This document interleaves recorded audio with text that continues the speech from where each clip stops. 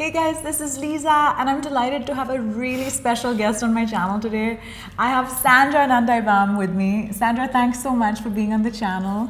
I'm glad to be here. Sandra is gorgeous, as you can tell, and she's a model. She's a transgender model, and she talks quite openly about her journey on Instagram, which I find extremely inspiring. And she agreed to be on the channel today to talk a little bit about being transgender, being a transgender model in India, and just her personal journey. So Sandra, thank you so much for being here. I'm so happy to meet you. This is the first time we're meeting, even though I follow her on Instagram and I'm, as I said, a big fan. So tell me a little bit about your childhood. Let's start at the beginning. I grew up in Imphal, Manipur, and I started coming out as a transgender when I was 8 years old, I think, because I took part in some dance competition in our locality, and from that time I came out as a transgender. Yeah, my parents were very supportive that time because we don't have a girl child in our family. And people make assumptions like, for very example, often, right? I was born male. I was assigned male at birth, and in later part of my life I identify myself as a woman, so it's all about identity. There is a misconception about transgender also. Like for me, I wanted to get done with these surgeries and all. Like I wanted to identify myself as a straight woman, but there are many transgender who don't want to undergo surgeries and all. Yeah, I always wanted to become a girl since younger. So when I grew up, like in 15, 16 years old, I started getting mustache, and then I started developing the male physical characteristics. That time I felt so irritated, and I felt like when I look in the mirror in myself in the washroom, I just want to hit myself with the mirror and all. And then I started Googling, I started researching on these things on Google, on internet, about a transition and all, and I come to know about hormone replacement therapy and then all these things, the transitioning process. And how did that transition process start for you? How old were you? And I think after 10+2. So I came for a shoot in Mumbai a couple of years back. That time I took that opportunity and meet the doctors in Mumbai. And when did you decide you wanted to be a model? Since younger. So you always wanted to be a model. You're living your dream. Yeah. I love it. And tell me a little bit about the journey. I mean, it's great that your family was supportive, but were there any sort of challenges along the way, or were there any experiences that you just remember because they were so positive and so beautiful? I'm just curious about, how people reacted and the experiences Even you at had. first, my parents didn't accept me. Like when I was a kid, they do accept me. Like it's so cute when a child dressed up like a girl and all. It's so cute, so they do accept me that time when I was a kid. But when I grew up, they stopped me, like you're now grown up, so you have to behave like a man. Yeah. And then after that, I faced lots of challenge and all. In my school days also, I want to go to attend the classes with female clothing and all, but it's not possible. From that time only, I want to choose my identity as transgender, but there were only male and female in the school, right? So after 2012, there is the historic judgment, that NALSA judgment, which recognized transgender as third gender. After that, we get separate category in the admission forms and all. And did you have any role models or people you looked up to or sort of found inspiration in? I look up to, there is one girl called Janata Laikova. She is a transgender girl. She took part in Miss Universe Canada, something like that, and she was supposed to represent Canada in Miss Universe, but that time she was not allowed to take part. Yeah, I took inspiration from her to indulge in the glamour industries and all. Okay. There is one activist in my hometown. She's a well-known activist in my hometown, so I took inspiration from her, and even I was marginally involved in activism in my hometown with her. That's amazing. Yeah. What sort of activism were you guys involved Like, in? there is one annual tourism festival in my hometown. Once I went there and I went in a women's queue, and the police, they didn't allow me to go there. So I feel so bad. So I went to the those departments, administrative departments, to give a separate queue and then separate toilets for transgender. That's fantastic. Yeah. We need to have that everywhere. Okay, so tell me something. What is it like negotiating the dating landscape as a transgender woman? Most people think that those straight guy who are dating transgender, they take those guys as a bisexual or gay, but actually it's not. Like, dating a transgender or transsexual, it doesn't make them gay or bisexual or whatsoever. Right. People have the assumption that if you're dating someone who's transgender, then you are automatically gay, whereas you don't necessarily have to be gay. For sure. I think that's a huge misconception people have, right?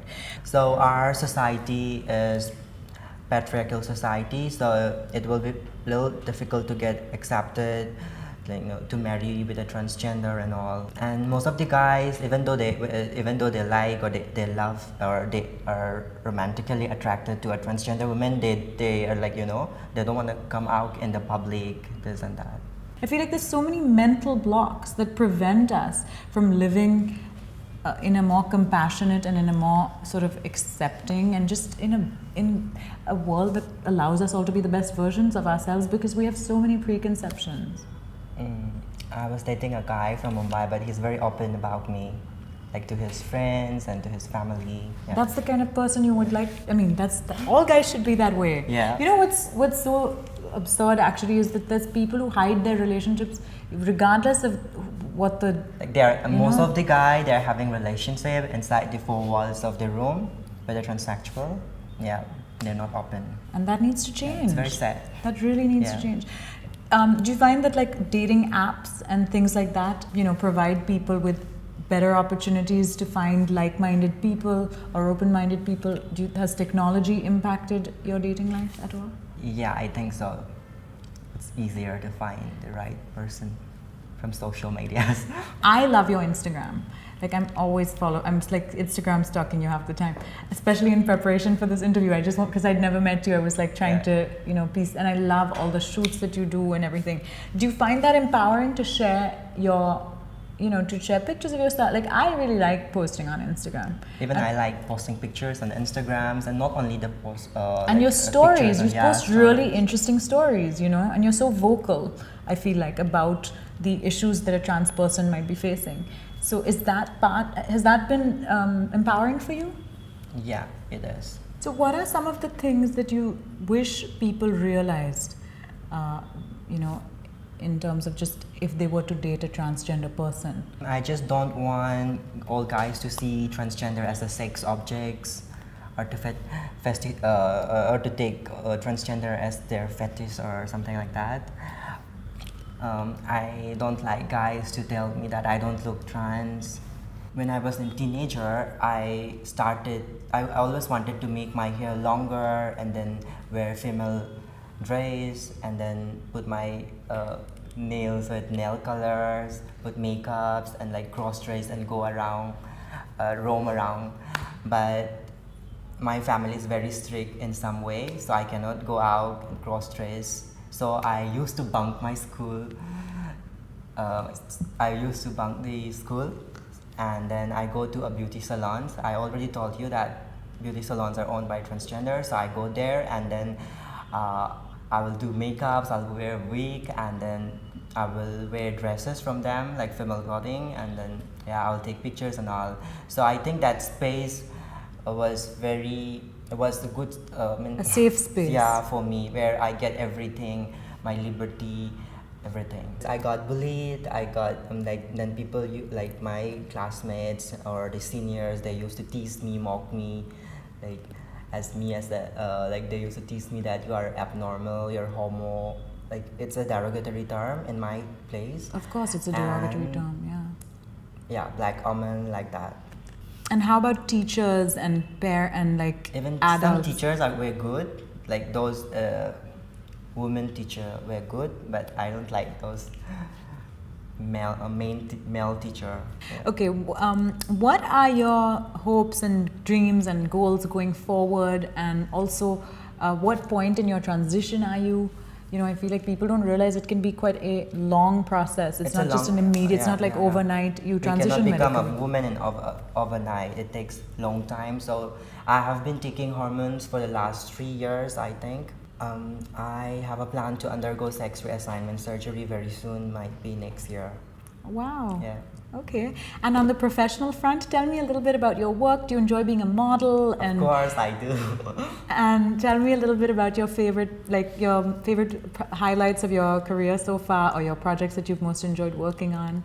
I do enjoy every project that I get at the moment, and I'm very happy with joining with some FitCast modeling agency, because they're very supportive about my identity and very open about my sexuality. Yeah, Feet Artists seem like such a cool agency. Yeah. I love that they're representing a much more authentic and diverse sort of spectrum of Indian faces. And also, you know, in India there were so many foreign people being sort of packaged by the fashion industry as if they were Indian, which it's fine to have people from all over the world. I'm all for diversity, but it's such a problematic thing to be showing the Indian consumer a European face and saying this is how you could look if you use this soap. You know what I mean? And that's what people were doing all the time. What do you think of representation in the fashion industry? And you know, I know that Anjali Lama became pretty famous for being the first transgender model to walk in Lakme Fashion Week. I'm just curious about how open you've found the fashion industry to be, and I think right now it's becoming more and more inclusive. Is that fair to say? Yeah, I think now fashion industry embrace everyone. They are very open about someone's identity, or like they embrace everyone, diverse gender. And what would be your ultimate project? Like, do you aspire to act, or do you like dancing, or what would be your dream sort of role or project? You know why I started modeling? It's because challenging my own weakness that really motivates me to become a model. And I model not to become a supermodel. I just wanted to become a role model. Oh, I love that. Thank you, Sandra. Thank you so much for talking to me. Thank you. I hope you guys enjoyed this video as well. You should definitely follow Sandra on Instagram and follow her amazing work. And I hope you guys like this video. Don't forget to subscribe to the channel. We'll see you next time. Bye.